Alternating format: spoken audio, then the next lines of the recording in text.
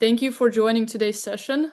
My name is Anna Abramova, and on behalf of SqlDBM, I'm happy to present our now traditional annual session where we pretty much just go over everything we released this year and taking a look ahead at what's coming next. We're probably going to look in Q1 and maybe get a glimpse from our panelists on what the future holds. Today with me, I have Serge Gishkovich, SqlDBM's head of product, and Ajay Singh, SqlDBM CTO.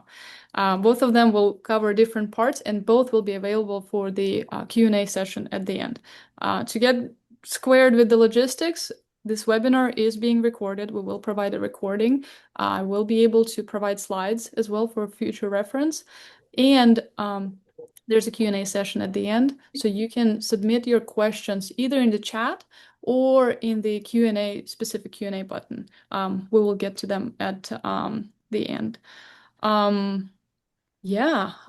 Without further ado, one thing I do want to say is, I guess, just in general context, SqlDBM is now the modern foundations for how organizations design, govern, and evolve their data.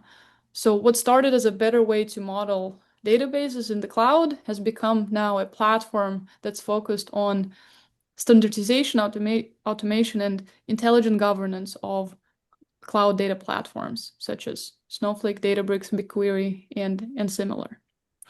The long-term vision is an exciting part, and so stay till the end to hear both from Serge and Ajay what 2026 holds for SqlDBM. Without further ado, let's start with latest and greatest SqlDBM's AI Copilot, and the word we'll hear from Ajay directly. Ajay? All right. Thank you. Good morning, everyone, and thank you for joining us today for SqlDBM's product review. I'm Ajay Singh, and I'm excited to be here with Serge and walk you through the journey of SqlDBM in 2025 and also give you a glimpse of what's coming ahead. This session is designed to provide you a clean, comprehensive recap of SqlDBM's product evolution over the past year, where we're going to cover performance, governance, modeling, and of course, our AI Copilot. All right, so let's dive in. Serge, can you show the screen for that? Okay, no worries. I got it. Okay, if you're going to demo the first bit, I'll share the rest. So Yeah, you share yours, okay. and then I'll take over. Sounds good. All right, so I'm gonna start sharing my screen here. Right. I hope you see that. Okay, Yeah. You see it? Oh, sorry. Let me do it again. Okay, here it is. All right. So Copilot. Before I talk about Copilot, I just want to say we did a webinar like a few weeks back. If you are interested in taking a deep dive, I would strongly recommend go ahead and watch that as well. In today's session, I'm just going to give you a brief of AI Copilot and its functionalities and walk you through that. So before I start, just to give you a quick understanding of what it is basically an intelligent assistant that is embedded directly into your modeling workflow, which is going to help you to query, document, validate, and communicate with your model.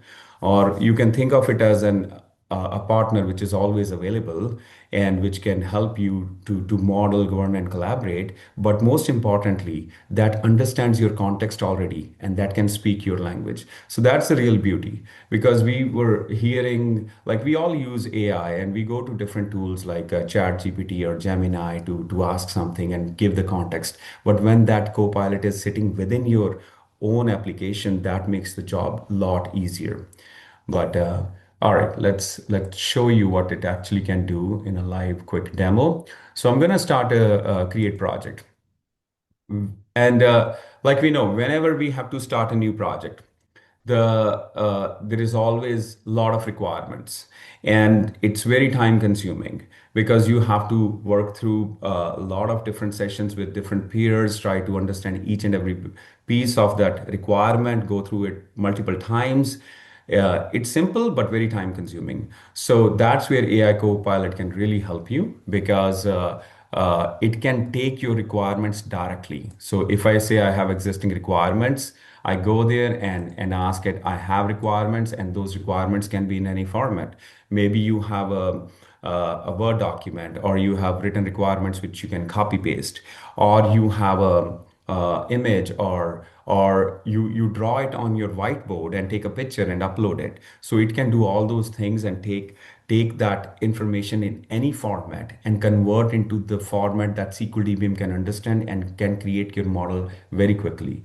For example, so let's say if I have something here and I was actually playing with one of the ERD examples. This is my sample, and I'm going to say use this ERD.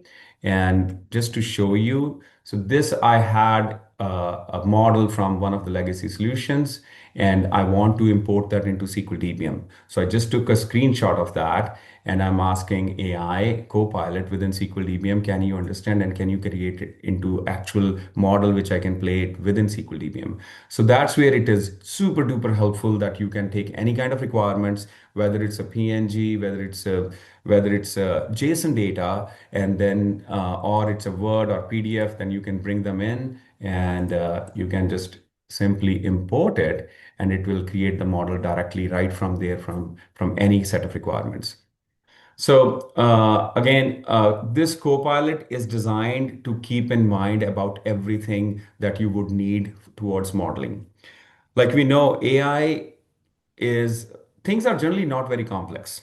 Things are not complex, but they are very time consuming. And modeling is full of those kind of tasks. And those can be easily delegated to our Copilot within SqlDBM.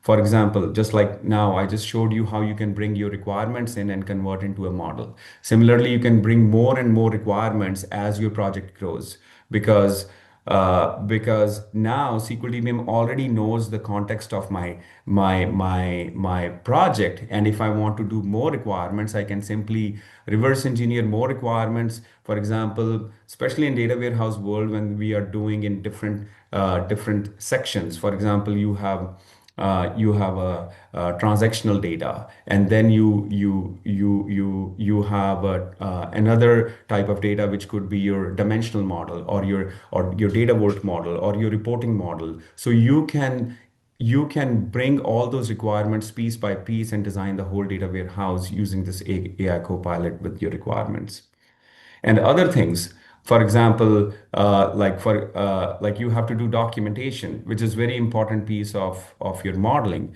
That can be lifted by this Copilot as well. So you can go to any object, or you can say, show me the metadata, and I want to document this object. So see, there are no descriptions available here. So I can just simply say add missing descriptions. It can fill in all the documentation for you for this object. And when it fills this documentation, it also considers not only this object, but all the surrounding objects. So it knows the full context before it can spit out that information. This Copilot is really helpful if you want to bubble up the discrepancies in your whole model. For example, if I want to ask it, hey, can you suggest me improvements, or can you summarize my model, or any kind of questions. For example, show me the tables which does not have primary key, or which are not following my naming patterns. So those kind of things that you can obtain any information from it. It is very useful if you are onboarding new team members. For example, you have a very complicated model with thousands of objects, and there are very complicated views. For any new team member joining in, for them to understand, they can ask any information. They can go to a view and they can say, hey, for this object, can you provide me impact analysis or explain me this object? So it's going to dive in into all the SQL complicated logic and try to understand everything about it, and give all the detailed information about it. So that's where we really focused how Copilot can save you hours and hours of time and make your efficiency go really high when it comes to data modeling and interacting with your model. On top of that, we know everything that I've been talking about is very generic example. But in actually real world in every industry or company, even organization or country or language, there are very custom requirements. And we thought about it, and it was actually coming back from a lot of feedback from our early clients to look at it, and they said like we want to customize this AI Copilot because we have specific requirements, and we kept that in mind and built that requirement settings for Copilot.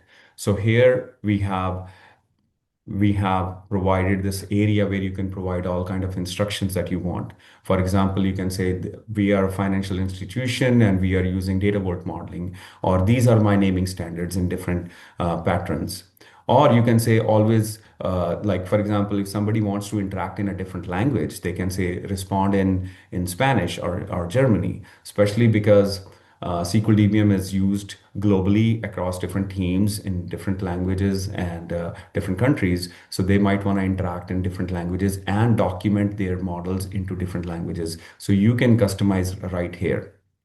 Plus, there are different level of pre-prompts available. For example, I showed you improvements or summarize your model. You can customize these pre-prompts as well to your own needs and have those available for quick prompting to Copilot.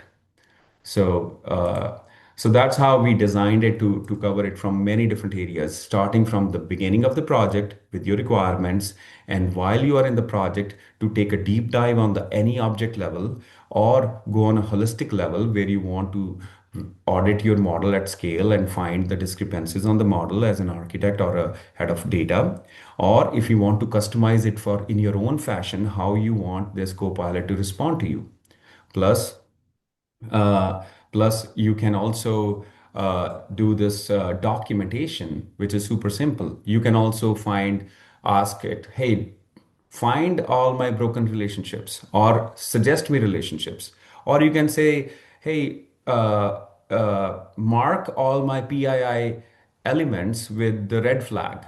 So it can all do all those heavy lifting and painstaking time consuming tasks from you and can do it within matter of seconds, if not hours. So that's how this Copilot is designed, and we are super excited. We are getting amazing feedback from our existing users. So I would strongly recommend you to take a deep dive into the webinar that I mentioned earlier, and I would drop a link there for that webinar as well. And that's it. That's a quick overview on Copilot. Yeah, amazing. This, like, honestly, I use this all the time already, and it saves me a huge amount of time. And the important thing to highlight here is it's still largely in beta. We haven't rolled it out to everyone, but it's laid down the foundation and the framework for building the AI rails into the tool, building it safely, building it performantly, and just giving us a new vector to think about future solutions as well, which we're going to talk about as in some of the upcoming features for next year. But this is now an extra tool in our arsenal when we think this new challenge we're about to tackle, is it worth tackling in a programmatic way or in an AI way? Because some things really do lend themselves better to the AI approach. So exciting stuff. All right. Over to you, sirs, then. Okay, let's go. Let me share my screen again.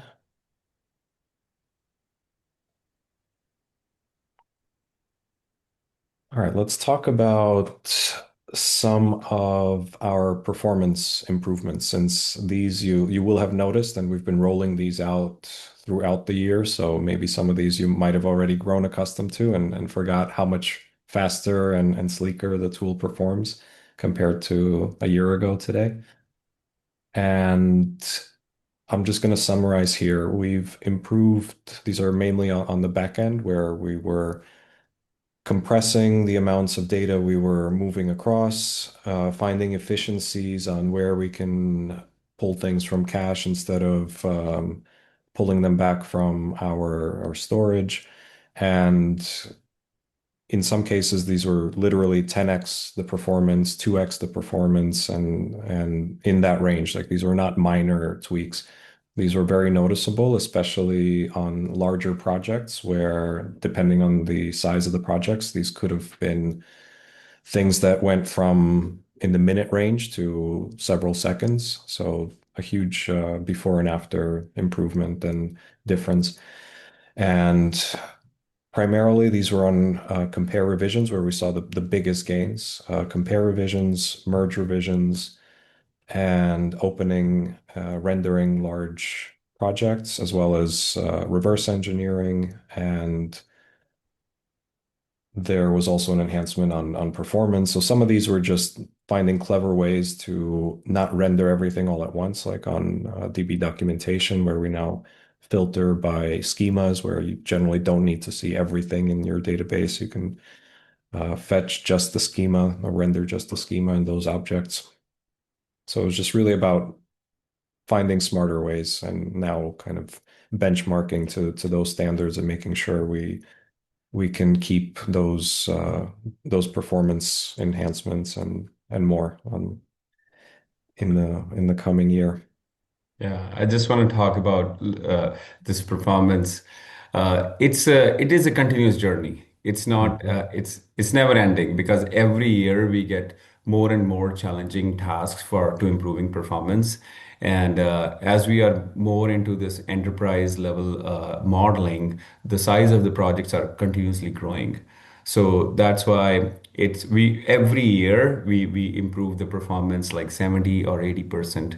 So one of the performance challenges I remember this year, Serge, if you know, one of our clients had like big was it was taking a lot of time for their projects when it comes to merging from the branch into the main branch.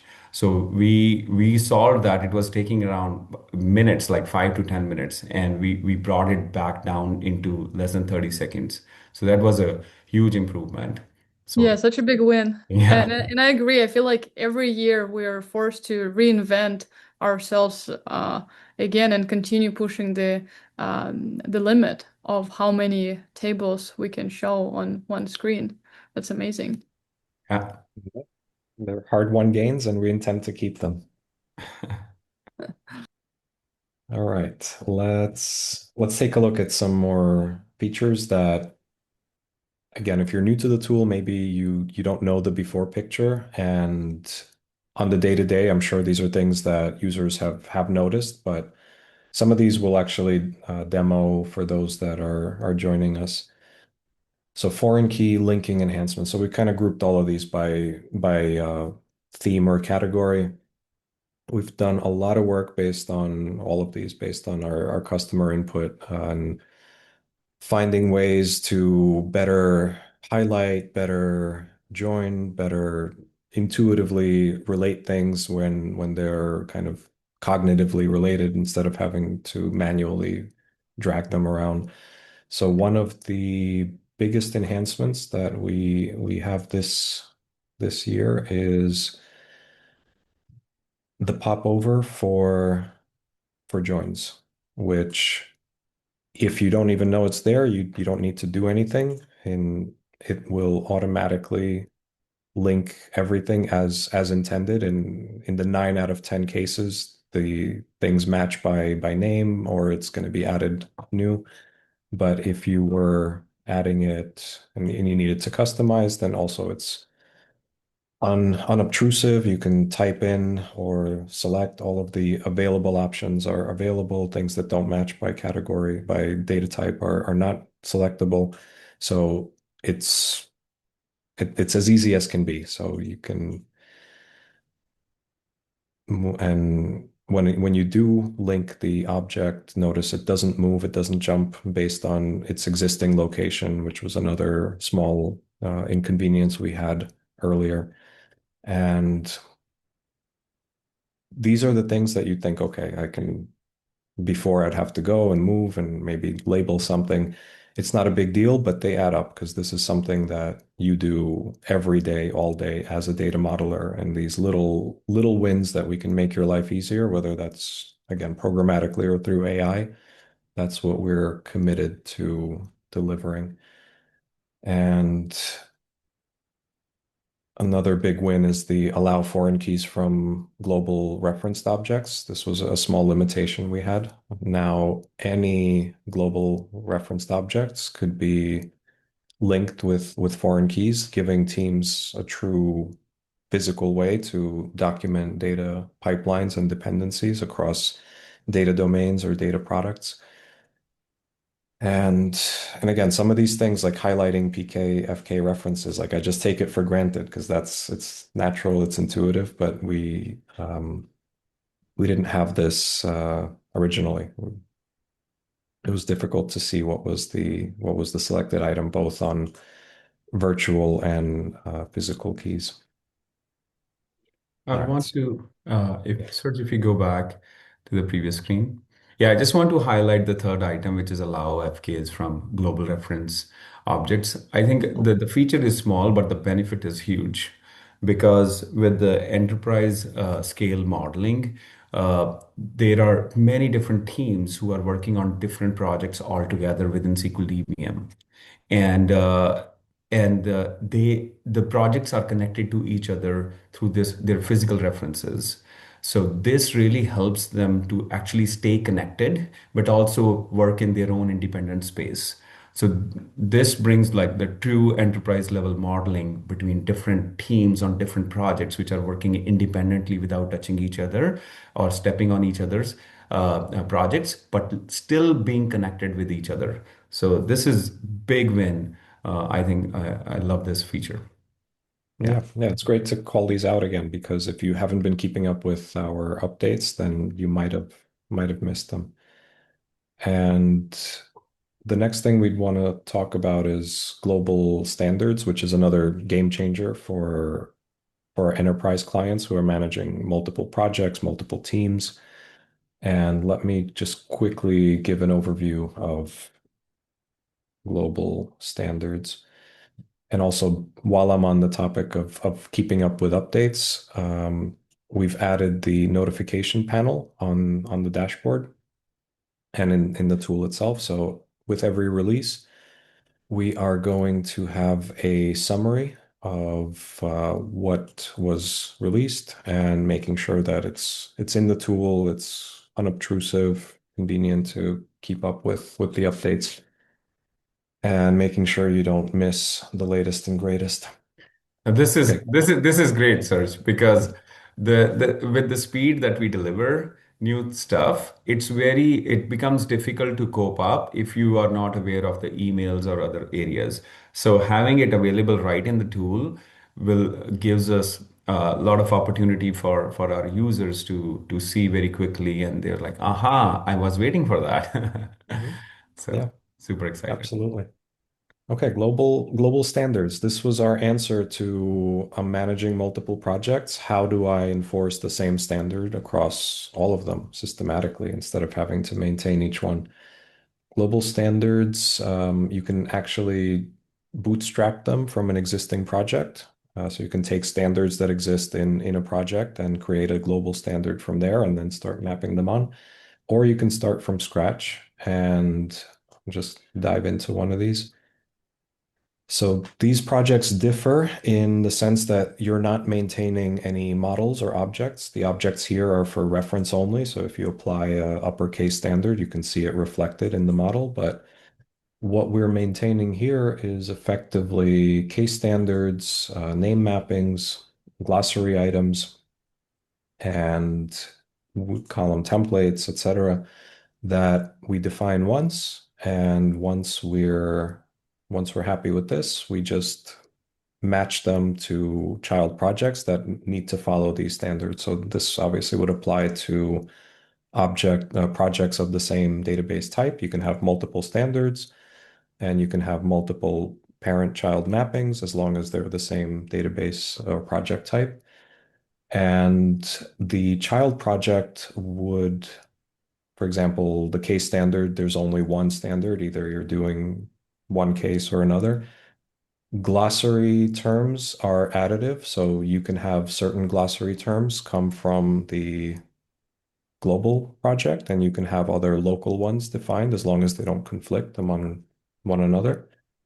And this is just a high level overview. So these come down sort of as updates to child projects. If I were to change anything here, a child or multiple child projects would get that notification. So, Yeah, this again, I think is very enterprise scale modeling in those aspects, which most of our clients are. It's super helpful Yeah. because you can manage from your global standards all your projects, because this is a concern with a lot of clients that we talk to, how they can maintain common standard among all the projects, all the teams. And this mhm. is going to solve that. Immense Okay. value for diverse large organizations.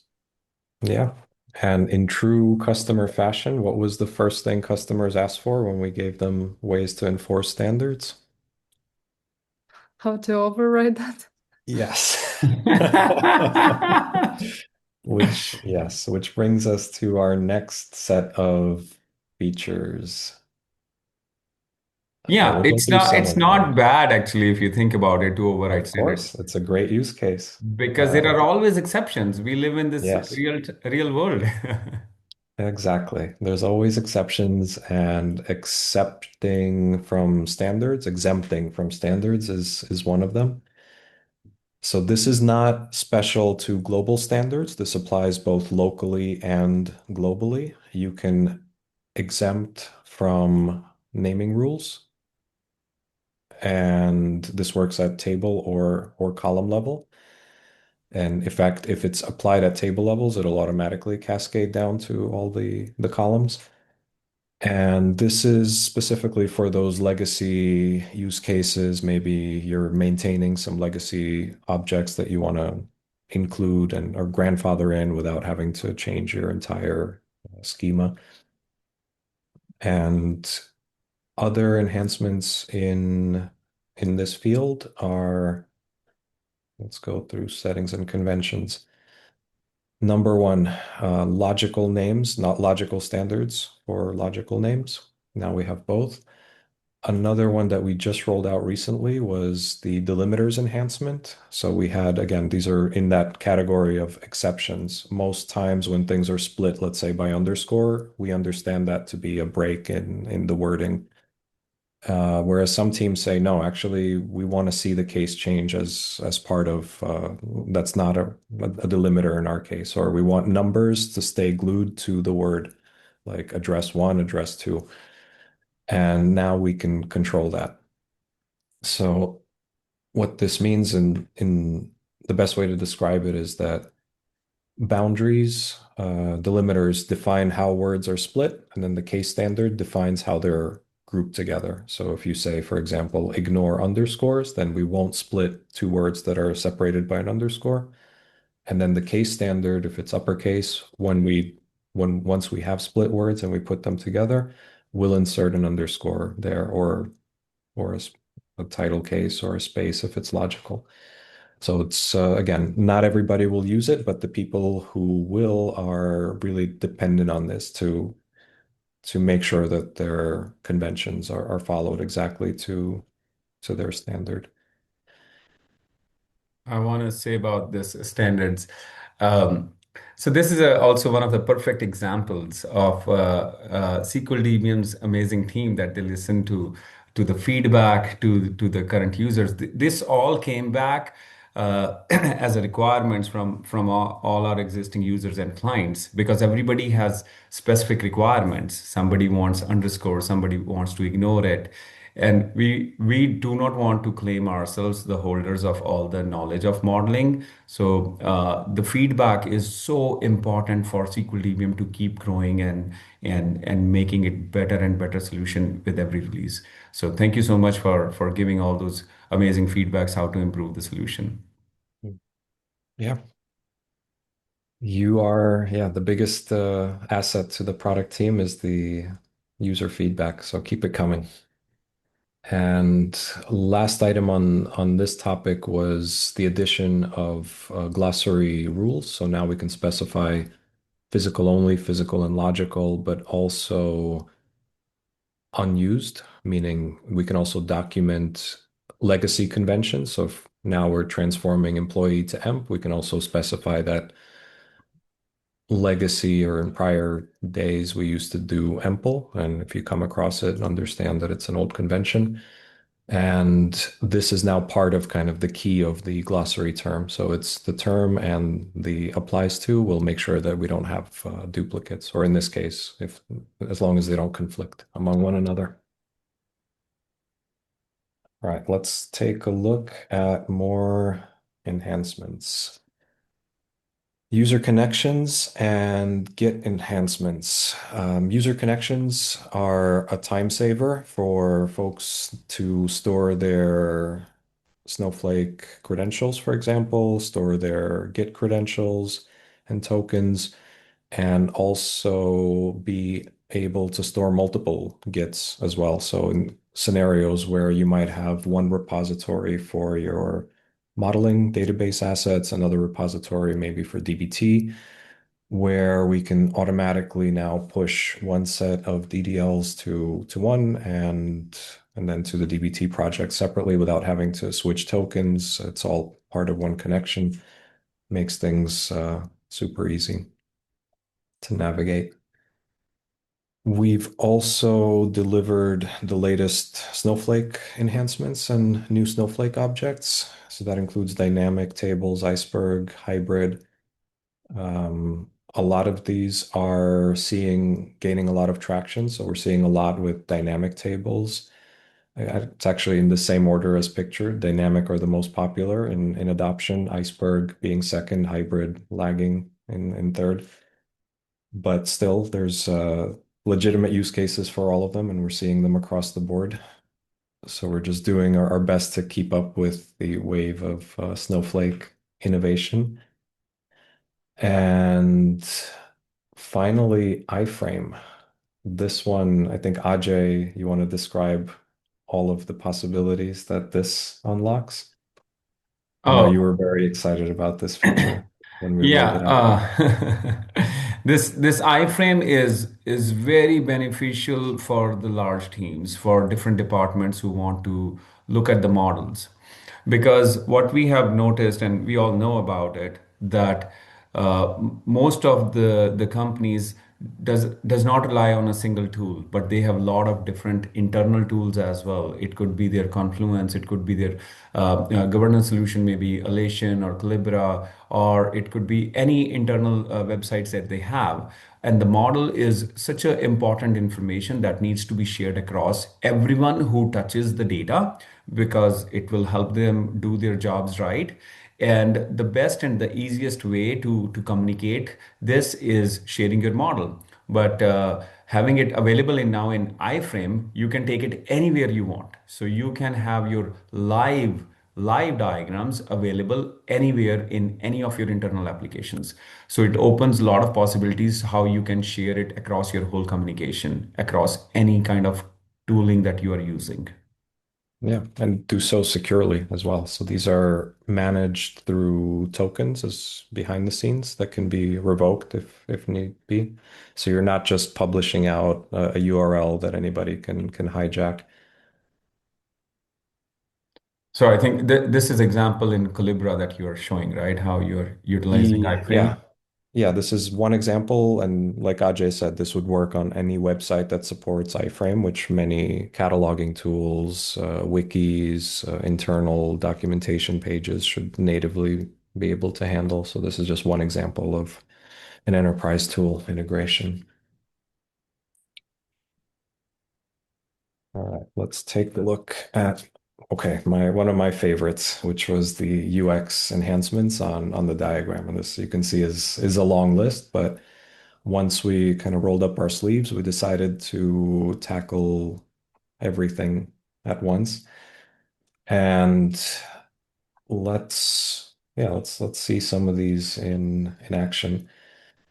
And again, if you've been using the tool throughout the year or you're a frequent user as I am, some of these are now natural and native to you. But there was a time when we did not have the ability to select multiple objects from the Explorer, when we did not have the possibility to, let's say, drag and drop items to the diagram. where we did not have the possibility to now, same thing, select multiple columns or select all columns, Control A. So this is just Control Shift click and Control A. And for example, if I'm creating a new table or a new view, I can just do Control A, take all those columns, and I have the exact same object that I started with. So, there was a time when we didn't have these possibilities. And in our last release or last two releases, sort of, we split these out across releases. We improved the diagram UI itself. So number one, you'll notice a grid. So these now move in 15 pixel increments instead of 1 pixel, which made it very nitpicky to align these perfectly or make sure even the lines themselves sometimes broke at 1 pixel intervals.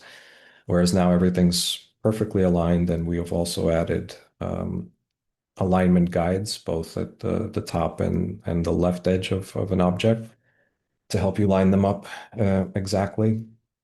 And in fact, the grid itself is a diagram enhancement that you can, if you like this sort of view, you can enable the grid visually. And we've also, again, this is something that was probably the number one most requested UI enhancement was full control over diagram lines. Ajay's laughing because he knows how long he's been hearing this request, probably since you launched the tool, I guess. That is true, Serge. I'm so happy we did that because it was really a pain point for me also because we are end of the day we are a visualization tool and it must support all kinds of custom visualizations that clients need. And now we have it. I'm super happy. Yeah. And another popular item is let me just intersect these, or maybe these are not a good example. Let me use two physical relationships. Is the gaps in intersecting lines. So whenever two lines cross, now there's a visible gap that will make them easier to read. And of course, you have ways of moving these around so that they don't intersect, but in the case they do, the gap helps you identify that visually. And the next item that I would like to describe is the auto layouts. So these have been completely revamped. So we had prior to this some issues of overlapping, some crossing of lines, and we've changed the algorithm underneath to make them tighter, make sure there's no outlying objects hidden off on the edges. And also, so let me do a star. Well, let me start with this diagram, which I left disorganized. So star auto layout is again smarter and more condensed, as well as the left, right, and top down, where I mean these are easier to see on a bigger diagram, which maybe do in a different project. But it's okay. We don't need to see exactly ones. But all of these will top down and left right will now conform to specific levels of like one level of objects in one, another level of objects without overlaps in another, which lend themselves really well to a type of hierarchical kind of maybe raw layer, staging layer, production layer, where you have more tables, less tables, but also more importantly, a DAG style of layout where you're not documenting the relational dependencies, but more transformational dependencies, which we've got a surprise up our sleeve there, which we'll talk about. So I'll keep you in suspense for a little bit longer on that.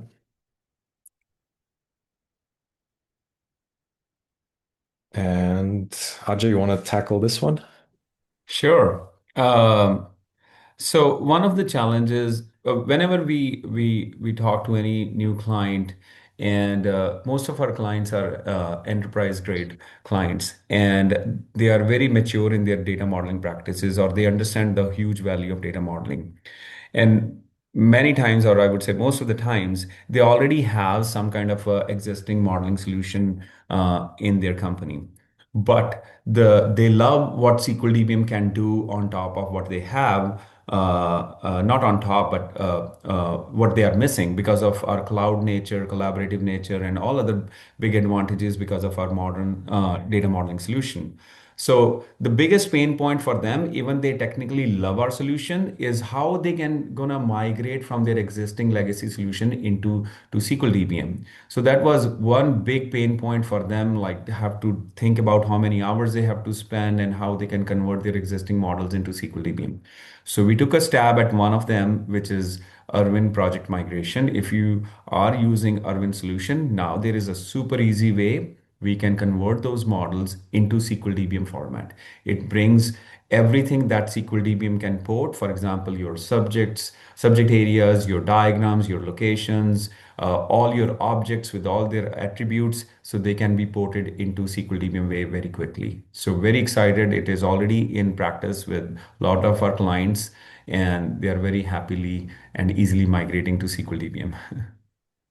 Yeah, fantastic. And that's it for the demo part. We're just gonna cover quickly what's on the immediate roadmap on for the year to come. And let's start with these two big items, DBT import and semantic layer.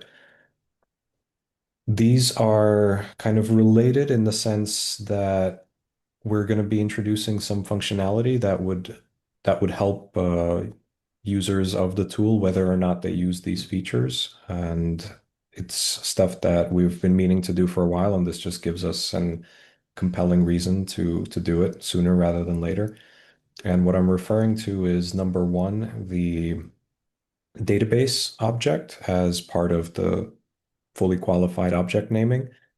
So this will be coming in the very early parts of the next year, and we'll have the fully qualified name database schema object to be able to better support the naming and the tying between DBT object and SQL DBM object. Also for the semantic layer to be able to point specifically where a certain object lives, will have its fully qualified name.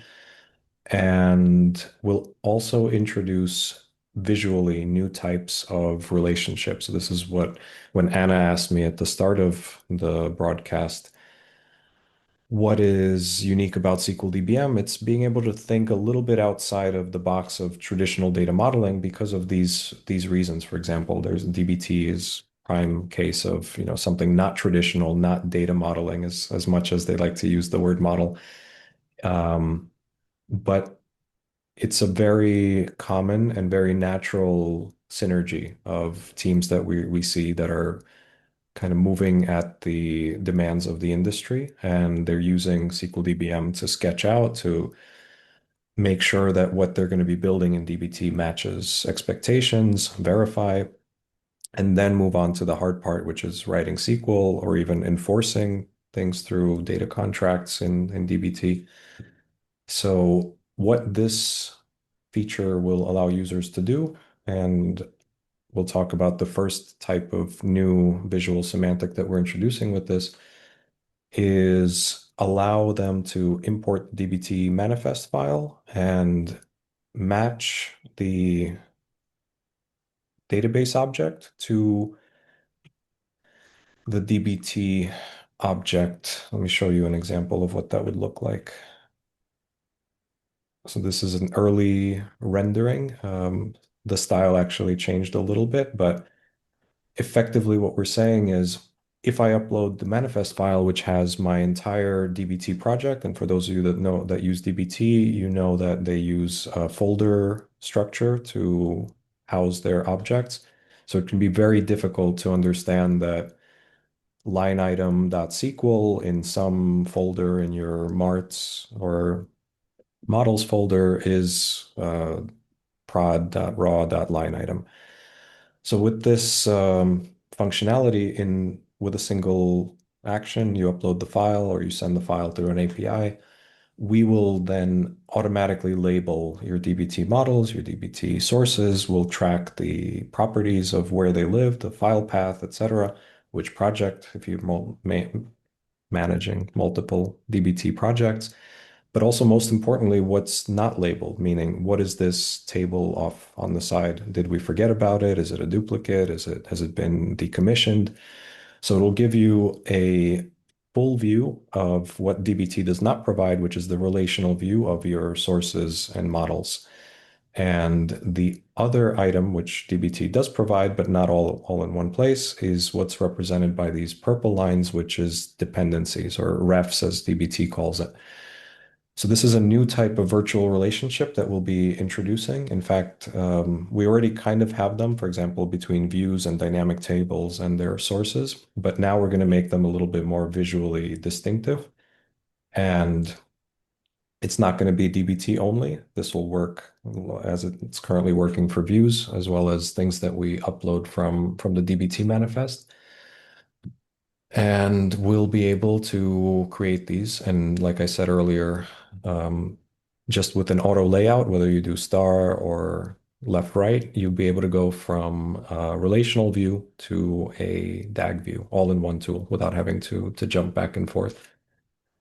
And you'll be able to switch these on and off depending on type. So you can turn off your relational relationships or turn off your transformational dependencies individually and view the diagram that way. The This This Yeah, go feature ahead. actually DBT import is actually very exciting because it kind of finishes the loop because you start your project within SqlDBM for DBT kickoff project, and then once you do all those transactions within DBT, you write all your logic and everything, create models from the sources. Then how do you visualize it with the whole model? So the output of DBT now can be consumed within SqlDBM again. And then you can make some modifications because we know your exact source of every source and model, and you can push it back with more attributes. So it kind of completes the loop. So which is like very helpful to keep growing on the project within DBT and SqlDBM. Yeah, absolutely. So I want to spend some time on semantic layer, and unfortunately, it's a topic that kind of merits its own webinar, which I'm sure we'll do as we get closer to the release. So for now, instead of covering kind of what exactly all the features that this will have, is I'll broadly sketch out what we're aiming to do. And in this case, semantic layers, as a lot of you know, they're an in-demand item right now just because of AI. So they've been around for over a decade. It's just now that they're coming into vogue because AI depends on them to be able to make sense of your data model, and it's actually exposing a lot of the tech debt that many teams have that have not been doing their due diligence on modeling and documenting their joins, their PKs, their FKs. A semantic layer AI just basically they can't work without it, period.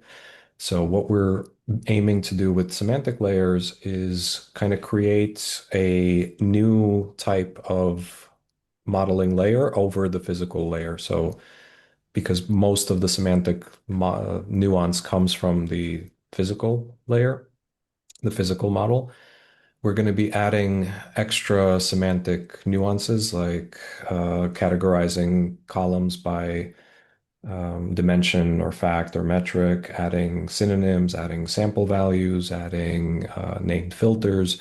So we're using the standard that Snowflake uses, but the feature will be available for all projects because again, whether something is a fact or a dimension is universal.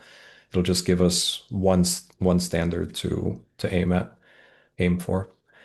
And this will also, with this release, we're also going to introduce a new type of relationship, which is a join. Whether or not you use semantic models, You'll be able to document joins, which in the cases where they're not done between PKs and FKs are also really helpful for your users, your end users, your analysts to understand when certain entities are joined for analysis, but which may or may not have a physical relationship between them. So most importantly, it's the ability to document, as they say, if the physical model represents the structure, which is what is the facts of what's in your database. A semantic layer documents the meaning or what it means, and which is subjective depending on who's looking. So you'll be able to document different semantic interpretations of the same object, whether that's hiding certain fields, whether that is joining to one object or another.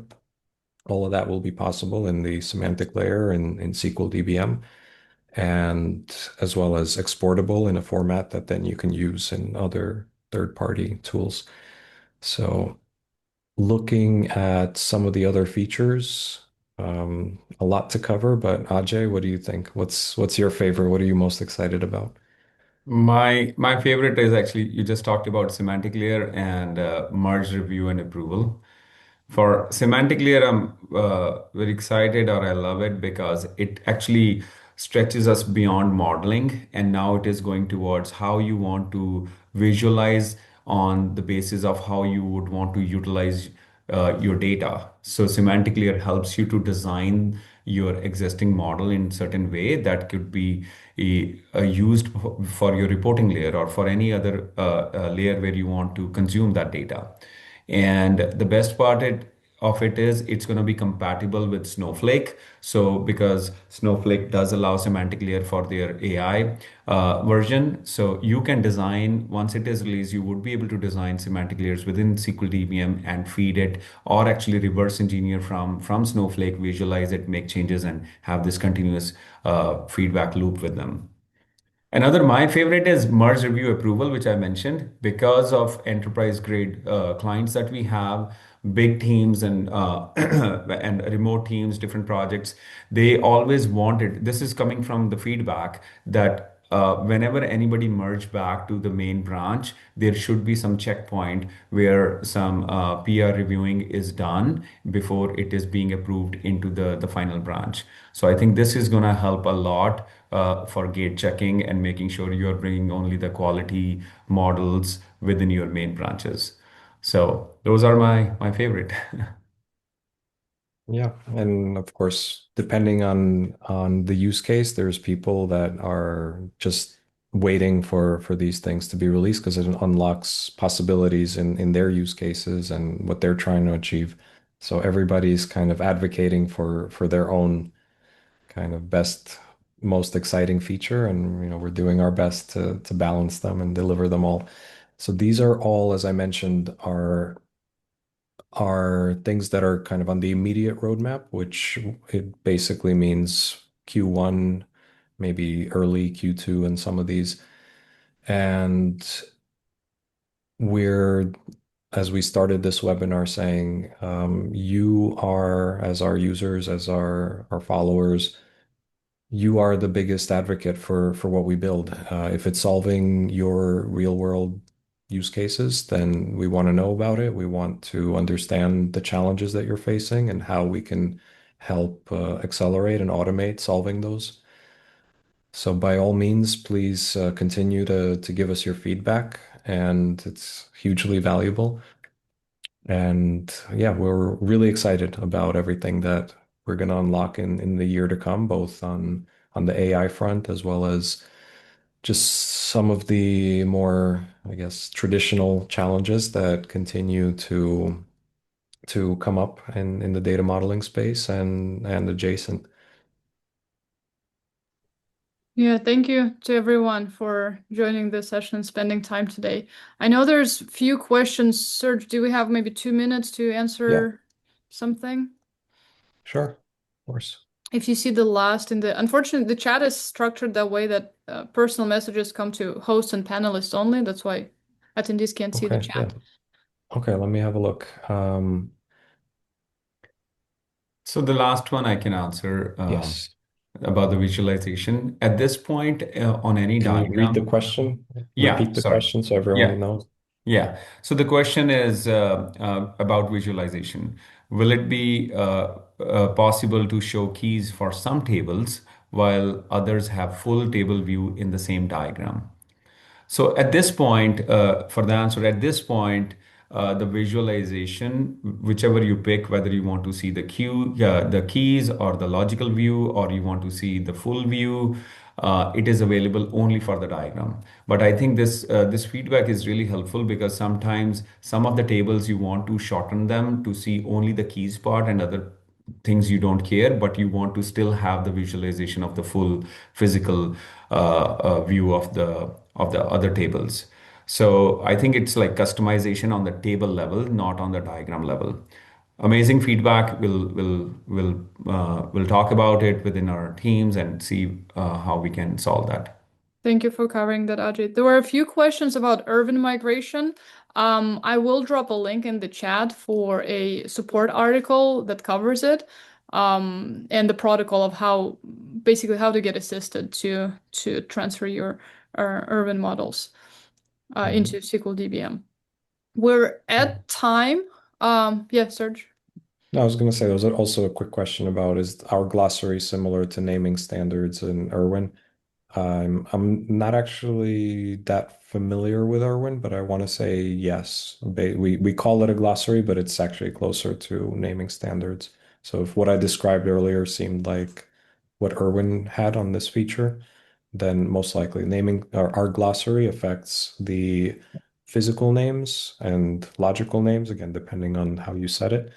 So most likely that's the same functionality that you were referring to. Fantastic. And we're perfectly at time. So, perfect time to close out the session. Lots of progress, large transformation underway for us.